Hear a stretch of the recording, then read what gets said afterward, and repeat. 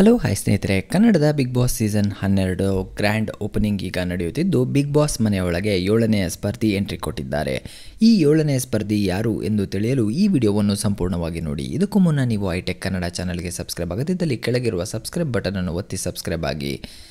ಸ್ನೇಹಿತರೆ, ಕನ್ನಡದ Bigg Boss season 12ರ 7ನೇ ಸ್ಪರ್ಧಿಯಾಗಿ ಗಿಚ್ಚಿ ಗಿಲಿಗಿಲಿ ಗೆದ್ದಿರುವ ಚಂದ್ರಪ್ರಭಾ ಇದೀಗ ಬಿಗ್ ಬಾಸ್ ಮನೆಗೆ ಎಂಟ್ರಿ ಕೊಟ್ಟಿದ್ದಾರೆ. ಶೋನಲ್ಲಿ ಮಾತ್ರವೇ ನಾನು ಡಬಲ್ ಮೀನಿಂಗ್, ನಿಜವಾಗಿ ನಾನು ಬಹಳ ಮೃದು ಸ್ವಭಾವದ ವ್ಯಕ್ತಿ ಎಂದಿದ್ದಾರೆ.